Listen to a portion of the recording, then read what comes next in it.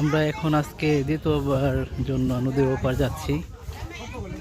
তো এই যে আমরা সেলুঘাটে চলে আসছি। তোমার তো ছাগলের জন্য এখানে আপনার ঘাটটি দাঁড়াইছে। এই যে বারুদ, তারপর যে একটা কেমিক্যাল আছে, এই যে সব কিছু সরঞ্জাম, লকেট লান্সার বানানোর জন্য সব উপকরণ এখানে তৈরি করা আছে। আমাদের রাঁধুনির একটা বিস্ফোরণ আছে এখানে।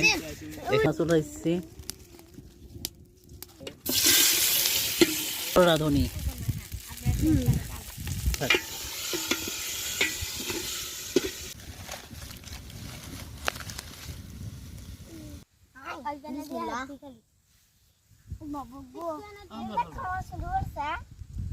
খুবই টেস্ট হয়েছে আর কি।